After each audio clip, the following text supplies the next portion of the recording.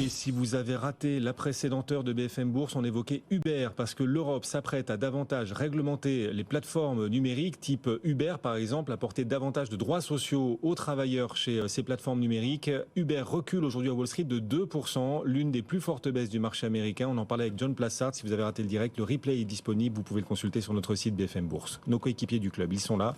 Xavier de Buren et Igor Demac ce soir. Bonsoir messieurs, bienvenue. Bonsoir Guillaume. Bonsoir Guillaume. Igor Demac, dirigeant associé de Vital Épargne. Xavier de Buren, directeur des investissements d'OTA Capital. On est content de vous accueillir, messieurs. Alors aujourd'hui, le CAC 40 ne fait pas grand-chose, c'est vrai. Mais le trend global, c'est qu'on est sur une fin d'année largement haussière en bourse, en Europe, aux États-Unis, que le CAC 40 nous aura donc offert un nouveau record, c'était hier. Est-ce que vous jugez ce trend haussier solide? Est-ce qu'on arrive proche de la zone d'euphorie? Est-ce qu'on commence à y pénétrer? Comment est-ce que vous voyez l'ambiance du moment? Est-ce qu'on va trop loin, trop vite, trop haut sur les indices? Igor. L'euphorie, c'est normal avant Noël, puisque c'est quand même une période plutôt bonne pour les ménages et puis pour les familles. Après, non, pour moi, il n'y a pas d'euphorie dans le sens où on a récupéré une partie de ce qu'on avait perdu tout au long de l'année sur une période très très courte, là, en un mois et demi. Le record du CAC 40, il ne faut pas oublier qu'on parle toujours ici en plateau du CAC 40 hors dividende, alors que le CAC 40 dividende réinvesti, c'est-à-dire le CAC 40 gross total return, pour être technique, lui, il franchit des records depuis longtemps. Donc, ne pas oublier que la bourse, ce n'est pas uniquement une plus-value en capital potentiel, mais des dividendes. On a eu deux confirmations, entre guillemets, un soft landing de l'économie mondiale avec une résilience plus ou moins certaine de l'économie américaine, et puis une désinflation qui contribue à faire baisser les taux d'intérêt à long terme. Et puis une perspective, comme vous le disiez en début d'émission, de baisse des taux de référence des banques centrales. Donc tout ça, c'est quand même bien meilleur comme situation pour un investisseur. Stabilisation de la macroéconomie, fin de la période de hausse des taux, un coût de l'argent qui devient un peu moins punitif, donc les actifs risqués avec une volatilité qui baisse, ça s'explique. Après, est-ce que ça produira un nouveau cycle de progression des marchés en 2024 ? Ça, c'est une autre histoire, mais on va en débattre cet après-midi. Alors, on a vu les marchés progresser, mais avec en plus une répartition des performances plus équilibrée. Voilà, une répartition plus équilibrée, parce que sur le premier semestre, les marchés ont monté grâce aux 7 magnifiques, que ce soit aux États-Unis ou ici à Paris avec le luxe. Ça tenait sur une jambe en quelque sorte. Là, on voit beaucoup plus de secteurs participer à la hausse depuis quelques semaines. Oui, parce qu'il y a aussi beaucoup de secteurs qui avaient beaucoup de retard, et c'est vrai aussi pour les marchés européens par rapport aux marchés américains. Après, il faut bien voir que ça ne s'est pas fait dans des volumes énormes. Je crois que les flux dans les OPCVM actions et dans les actions générales sont quand même à des niveaux très faibles, historiques. Donc ça aussi, ça peut être un moteur de la performance, puisque qu'est-ce qu'on a vu en 2023 ? Beaucoup d'investisseurs plaçant leur argent en produits de trésorerie, très bien rémunérés. La perspective de la moindre rémunération des taux courts va peut-être déclencher justement un basculement des flux et un rééquilibrage. On le voit sur les small et mid cap. Alors en France, c'est une toute petite classe d'actifs, mais on voit bien qu'on ne va pas aller chercher de la performance sur ce qui a déjà très très bien marché, mais plutôt sur ce qui a du retard, ce qui est très sensible à la macro, les small et mid cap, ou au taux d'intérêt. On parlait des foncières. Évidemment, quand les taux d'intérêt à long terme baissent, une foncière, c'est mécanique. La valorisation est tout de suite favorisée. Donc, oui, si ce mouvement embrasse tous les secteurs, là, on peut avoir un bull market, ce qu'on appelle un marché très fort. Et il faut qu'il soit distribué sur l'ensemble de la cote, pour qu'il dure, qu'il soit fort. Et puis, on l'a rappelé, oui, les multiples de valorisation sont tout à fait en ligne avec la moyenne, mais il faut aussi produire du résultat, puisque la bourse, ce n'est qu'une somme de bénéfices par action. Donc ça, c'est le challenge de 2024, qui semble être pas très exigeant dans les prévisions d'analyse. Donc c'est pour ça qu'on aborde 2024 sur les aspects positifs que j'ai mentionnés, plutôt confiant. Après, il y a des éléments négatifs, la politique, la moitié du monde va voter. Donc les États-Unis, l'Union européenne, l'Inde, la Russie, la Corée du Sud, l'Indonésie. Taïwan. On ne fait pas de gestion en fonction du bulletin de vote. Ça s'est toujours très mal passé pour ceux qui avaient voté, qui avaient changé leur méthode de gestion avant le Brexit ou Trump. Donc, ce que je veux dire, c'est quand même que ça crée des zones de volatilité sur les taux et sur les marchés. Et ça, c'est quand même important, parce que la plus importante, l'élection américaine, c'est celle qui va définir le mode de commerce entre les grands pôles que sont les États-Unis et la Chine, et la survenance ou pas d'un protectionnisme plus fort. Oui, un risque, un aléa politique l'an prochain sans doute plus élevé, qui aura sans doute un impact, on verra, sur la volatilité des marchés. Oui, parce que la volatilité est très faible là des marchés actions. Donc ça, c'est toujours un moteur de crainte parce que plus ça baisse, plus le risque de pic de volatilité. Mais nous, en tant que gérant, on aime bien les pics de volatilité. Ça permet d'acheter, sauf que pour les investisseurs, c'est moins agréable. C'est pour ça que je vous posais la question. Et comme le marché obligataire s'est détendu, ça pourrait du coup la dissuader d'elle-même faire baisser ses taux. Sauf que l'inflation ralentit quand même. Les prix à la production ont été publiés tout à l'heure. Hors alimentation et énergie, les prix à la production ne progressent plus que de 2%. Les objectifs de la Réserve fédérale américaine. On est à 2% sur la hausse des prix à la production. Mais pas sur les prix globaux. Donc, d'accord. C'est ça qu'il faut voir. Quel est l'intérêt de la Banque centrale américaine de changer son discours par rapport à la dernière réunion ? Je ne vois pas.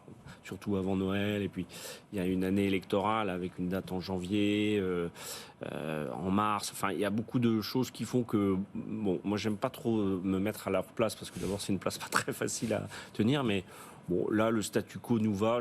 En tant qu'investisseur, que les baisses de taux soient au premier, deuxième, troisième trimestre 2024. Ce qui est gênant, c'est si on a une inversion de la courbe des taux, c'est-à-dire qu'à 10 ans, on emprunte moins cher qu'à 6 mois ou à 2 ans. Bon, ça me paraîtrait un peu étonnant vu la configuration économique, mais aux États-Unis tout au moins. Mais je crois que ce qui est important, c'est d'ancrer en 2024 le début de la baisse des taux courts et d'une normalisation, sachant que l'économie, normalement, après une hausse de taux aussi rapide, aussi forte, aurait dû tomber en récession. On n'a qu'un exemple dans l'histoire, je crois que c'est en 1994 que ça ne s'est pas produit. Donc là, on a une économie qui est très résiliente, il faut quand même le reconnaître. C'est étonné tout le monde. Donc... On est en train de vivre la meilleure récession de l'histoire là aux États-Unis. Oui, et puis des récessions, on fait 0-, c'est pas vraiment des récessions. Les récessions qui sont les plus douloureuses, c'est les chocs économiques qu'on a connus en 2008, ou peut-être en 2011 en zone euro, ou dans les années 80, les chocs pétroliers. Mais là, on s'amuse à se faire peur, mais c'est vrai que je pense qu'on est plus dans une situation difficile en Europe parce que les taux sont plus pénalisants qu'aux États-Unis, parce qu'on a moins de croissance et que notre inflation est un peu plus élevée. Et donc, est-ce que demain, Christine Lagarde, elle ouvrira, en tout cas, si c'est pas demain, ce sera lors de la réunion suivante, est-ce qu'elle ouvrira, plutôt que la Fed, la porte, un chemin pour des baisses de taux ? Alors, elle n'est jamais tellement en anticipation, la Banque Centrale Européenne, par rapport à la Fed. Elle est plutôt suiveuse. Moi, je pense que la zone euro en a besoin. Et notamment la France, mais pas uniquement. On a besoin d'un coût de l'argent qui soit plus acceptable, notamment pour le secteur de la construction. Mais je pense qu'on est allé très très loin, sachant que nous, on n'a pas du tout les mêmes éléments et les mêmes moteurs de croissance que les États-Unis. Et c'est ça qui nous, à mon avis, qui obère un petit peu la capacité de rebond.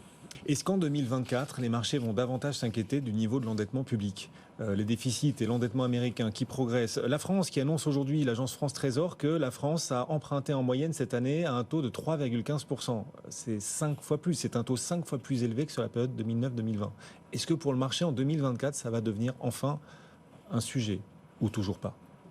Non, je crois pas, parce que en fait, la note de la France a été confirmée, n'a pas été dégradée.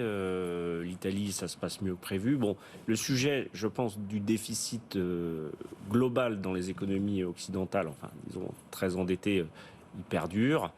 Il y a un moment où la dette publique est insoutenable si les taux d'intérêt, vous l'avez signalé, montent trop, mais ce que la France a emprunté, oui, c'est beaucoup plus cher, mais par rapport au stock d'intérêt, au stock de dette qui produit des intérêts, ça représente pas une augmentation qui est si gigantesque que ça. Moi, je suis plus inquiet de la façon dont le déficit américain va être géré pré-période électorale, parce que là, il va y avoir des grosses batailles politiques, un shutdown éventuel, donc une fermeture des services fédéraux. Donc ça c'est pas que ça inquiète les marchés, mais ça crée de la volatilité. C'est difficile de continuer à marcher avec le même déficit budgétaire. Donc j'ai l'impression plutôt que les États vont faire un peu plus d'efforts pour maîtriser. C'est ce qu'annonce l'Allemagne, par exemple, aujourd'hui. Le gouvernement allemand qui annonce effectivement qu'il va respecter une rigueur budgétaire. Donc la dette publique, ça sera plutôt un sujet positif, puisque si on réduit... Mais pas pour la croissance. On ne peut pas faire tout en même temps. On ne peut pas avoir de la croissance, du déficit... on a besoin d'investir pour la transition, pour les questions militaires aussi de défense, pour financer aussi des ruptures technologiques. Et on est dans une ère de rupture technologique. On a besoin d'innover. Les États doivent dépenser. Et pourtant, vous nous dites, compte tenu de ces niveaux d'endettement, effectivement, de la hausse de la charge de la dette, de la hausse des taux obligataires, il va falloir peut-être les États doivent investir, mais ne doivent pas forcément dépenser. C'est pas tout à fait la même chose.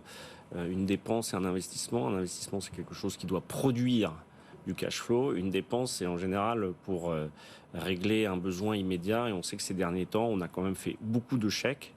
Et c'est une des raisons pour lesquelles l'économie américaine et les inégalités, d'ailleurs, se sont stabilisées aux États-Unis, puisqu'il y a eu beaucoup de chèques qui ont été distribués, un taux d'épargne qui a été consommé pour maintenir la croissance. Mais on sait bien, tout comme un budget familial, on ne peut pas vivre à découvert ad vitam aeternam. Et je pense qu'il faut consacrer évidemment le déficit public aux investissements qui sont producteurs de richesses collectives.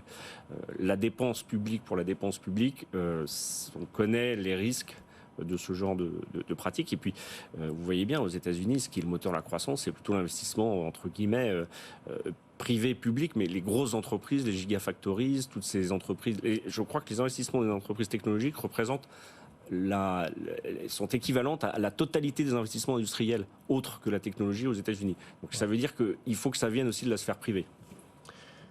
La COP28, on a le communiqué final. Finalement, Dubaï a accouché d'une avancée.